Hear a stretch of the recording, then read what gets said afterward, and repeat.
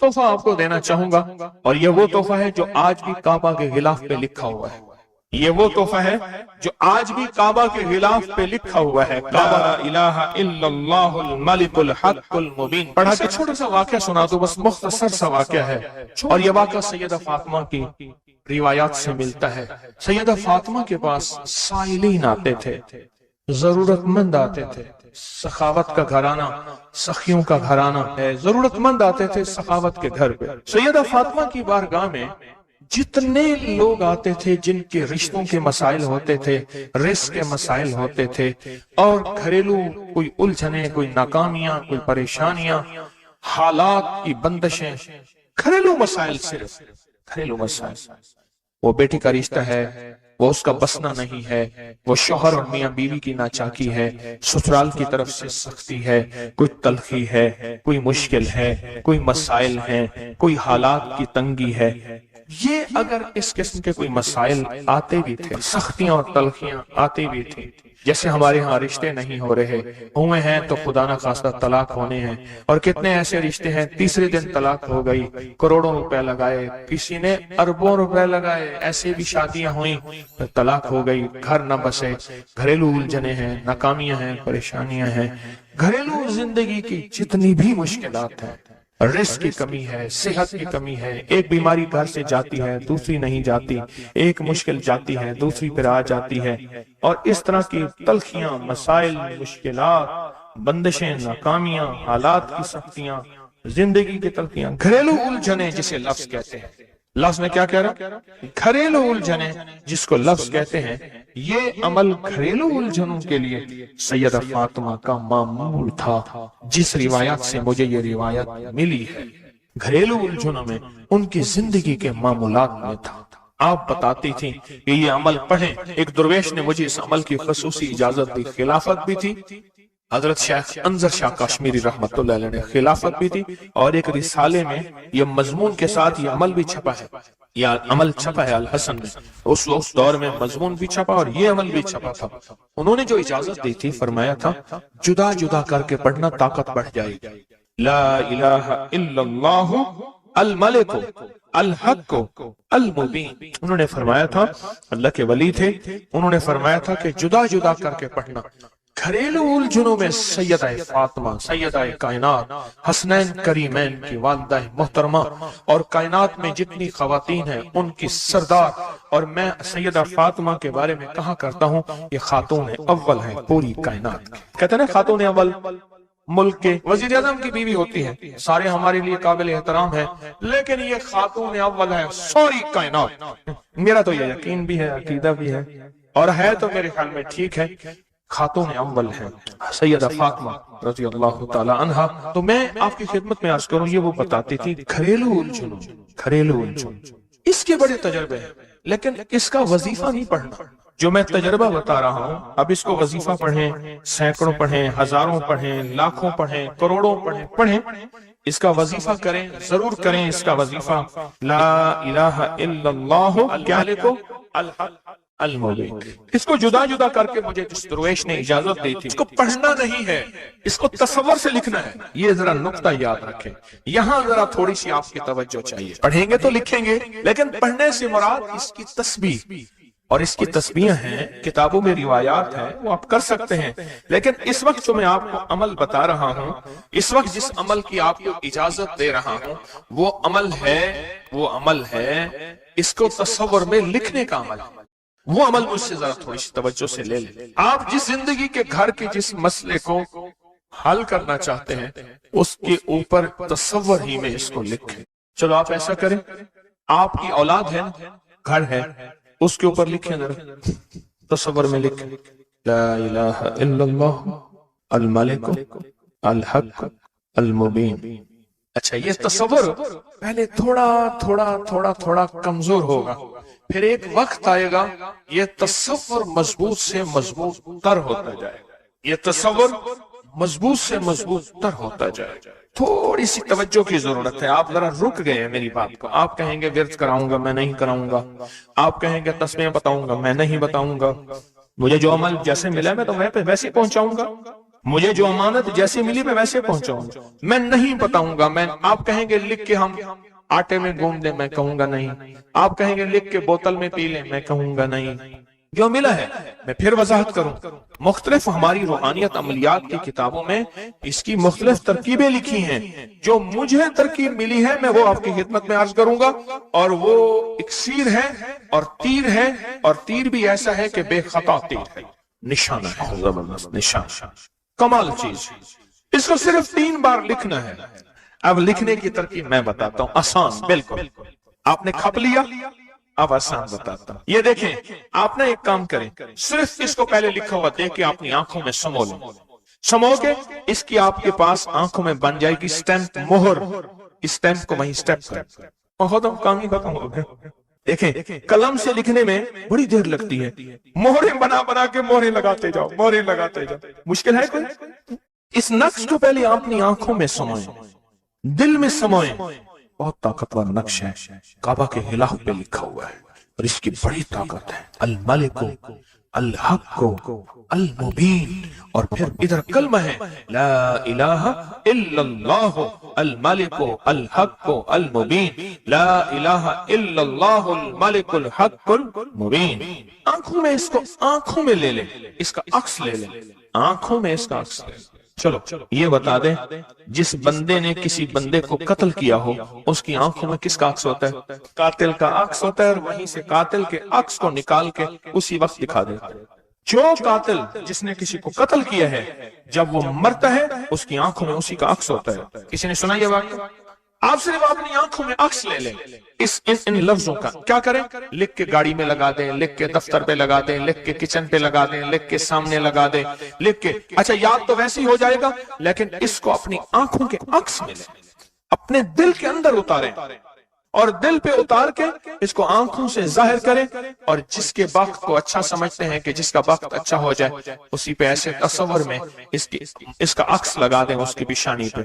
کہیں آپ چاہتے ہیں کہ وقت نصیب ہو، اولاد کا مقدر ہو، نصیب ہو، رحمت ہو، عزت ہو، برکت ہو، بیوی، گھر، بہن، بیٹی، ماں، کوئی نعمت گھریلو زندگی میں، اچھا کہیں گڑبڑ ہو رہی، وہیں اس کا عکس لگا دیں، اور اس کا عکس لگا کے کہیں اے اللہ کا کلام میرے بس میں نہیں، تو اپنا کرشمہ دکھا۔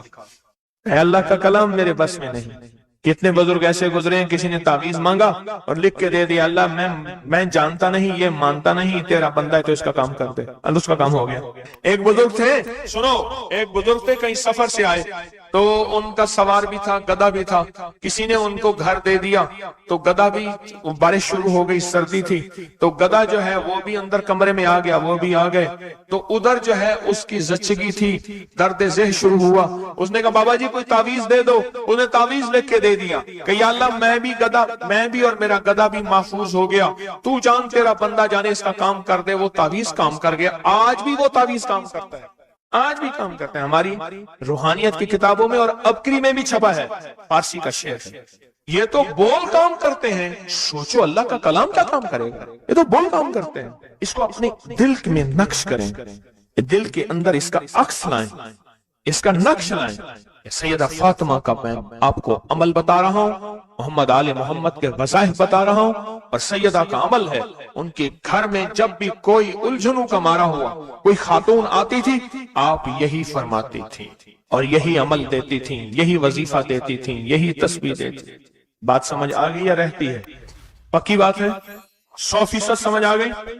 اب اس کو نا آپ ایسا کریں، آپ اس کو ایسا کریں، میرے اوپر نقش لگائیں، نشانے لگائیں، ٹرائی کریں نا، یعنی یہیں سے کام شروع کر دیں، اور یہ نیت کریں کہ یا اللہ یہ جو فقیر بیٹھا ہے، اس عمل کا نور، اس کی برکتیں، اس کی خیریں اس فقیر کو عطا کر دیں، میری پیشانی کے اوپر لگائیں اسٹیمپ پہ، اور میں آپ کی پیشانی پہ لگا دوں، اور پوری دنیا میں جتنے لوگ مجھے دیکھ رہے ہیں میں ان کو نہیں دیکھ رہا، میں انشاءاللہ اللہ کے خزانوں بھیج رہا ہوں، فرشتوں کو دیتا ہوں، فرشتوں جا کے لگا دو، فرشتے لگا دیتے انشاءاللہ۔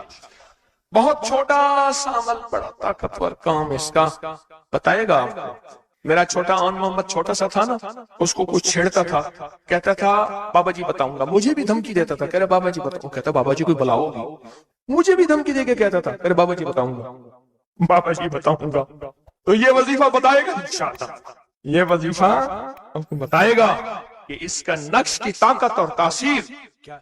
جو صبح اور شام یہ 3 صورتیں پڑھ لے، فرمایا یہ تمہیں ہر چیز سے کافی ہوگی۔ حضرت عائشہ صدیقہ رضی اللہ تعالی عنہ سے روایت ہے کہ آپ نے فرمایا جب بستر پر سونے کے لیے تشریف لاؤ اپنی دونوں ہتھیلیوں کو اکٹھا فرماتے۔ آپ جب بستر پہ سونے کے لیے تشریف لاتے اپنی دونوں ہتھیلیوں کو اکٹھا کرتے۔ اب آپ دیکھیں یہ عمل ہے۔ ایک بندہ کہتا ہے کہ ہتھیلیوں کو اکٹھا کرنے کی کیا ضرورت ہے، ایسے ہی پڑھ لے۔ یہ ابکری والے یہ عمل کہاں سے لے آئے ہیں؟ اس کی ناواقفیت ہے، اس کے علم کی کمی ہے۔ جو عمل میرے کملی والے نے فرمایا اب مجھے کسی دلیل کی ضرورت نہیں ہے، یا ہے کسی حوالے کی، کسی ثبوت کی نہیں ہے۔ جو میرے حضور نے فرمایا بس حق ہے، حق ہے اور حق ہے۔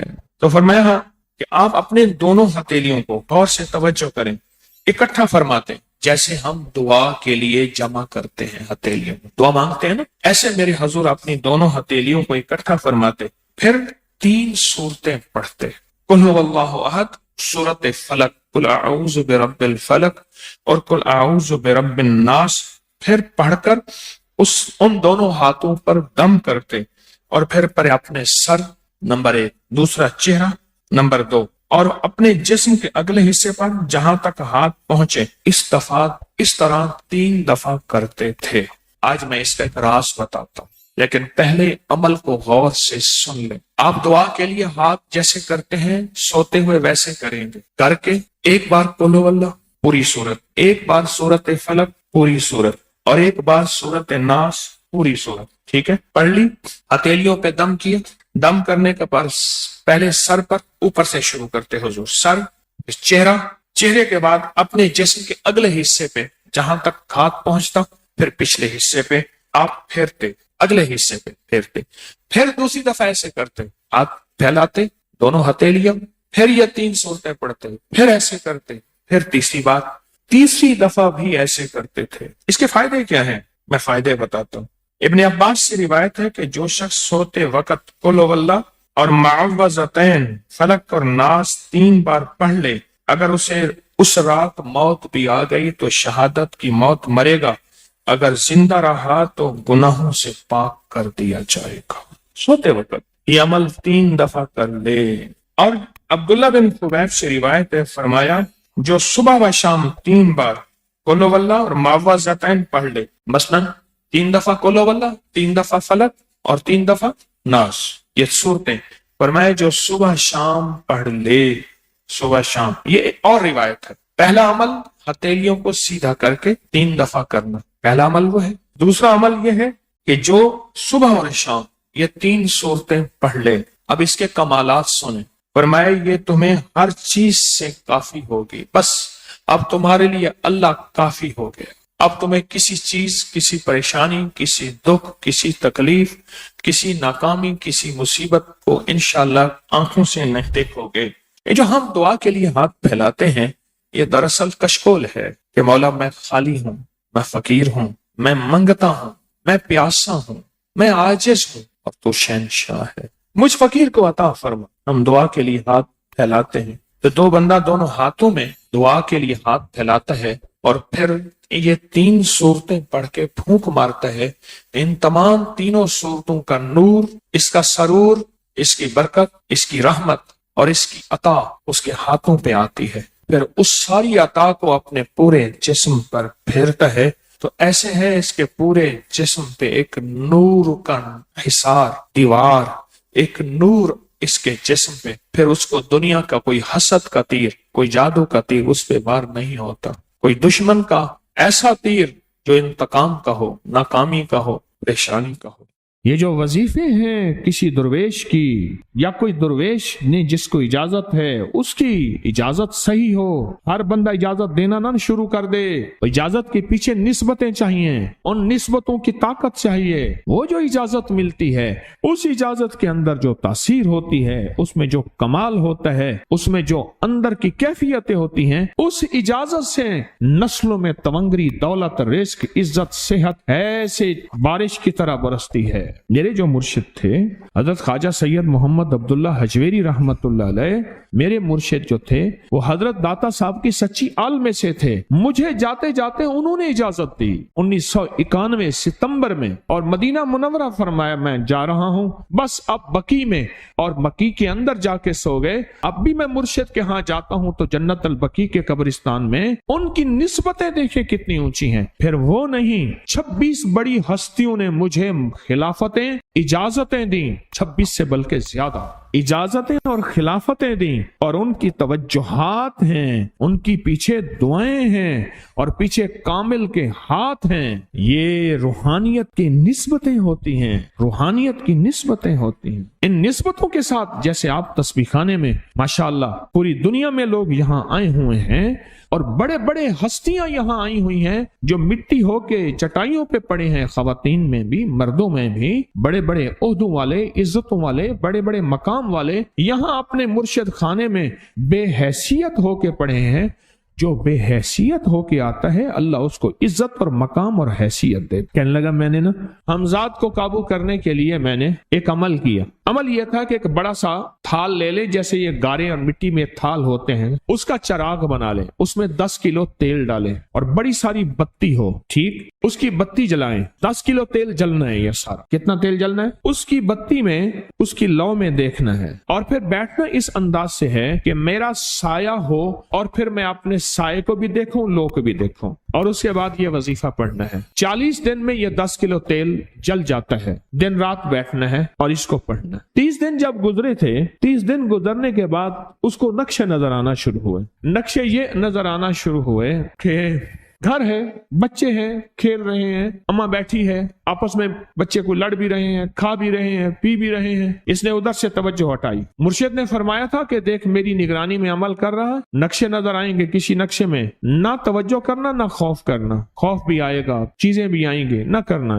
بس نہ کرنا. دوسرے دن اوپے سے نظر آیا، پھر بچے ہیں کسی باغ میں کھیل رہے ہیں، ایک بچہ پھر گم ہو جاتا ہے، ماں روتی ہے، اتنا روتی ہے اس کو رونا آ جاتا ہے. پھر خیال آیا مرشد نے فرمایا تھا کسی توجہ نہ کر، یہ کیا نقشہ شروع ہو گیا. اچھا پھر 2 دن کے بعد نقشہ آیا، بچے کھیلتے کھیلتے کھجور پہ چڑھ گئے، ایک بچہ جو اوپر سے گرا اس کے بازو ٹوٹ گئی، لات ٹوٹ گئی. اب پتہ چلا وہ تو مر گیا. اب اس کی میت پہ جو اماں نے بین ڈالے، جو ابے نے روئے، اور گھر کی مائیاں روئی. اصل اس کو وظیفے سے ہٹانا تھا، اور اس کی نظر جو وہ وہاں سے نظر سے ہٹانا تھا. پھر اس کو مرشد کا خیال آیا کہ توجہ نہیں ہٹانی، دھیان نہیں ہٹانا. پھر خیال آیا جب مرشد کامل ہو فائدہ کبھی نہیں ہوگا جب تک یقین کامل نہ. اصل توجہ ہٹانی ہے، اور بہت زیادہ رونا، اور اتنا رونا کہ سرکار کا خیال آیا. بچے کو لے جا رہے ہیں، اس کی میت پھر قبر کھود رہے ہیں، پھر اس کا یہ کر رہے ہیں. رونا اتنا کہ اس کے آنسوں، رونے کی کوئی کیفیت تھی مائیوں کی. 2 دن ابھی رہتے تھے 40 دن میں سے. تو پھر وہی گھر نظر آیا، بچے کھیل رہے ہیں.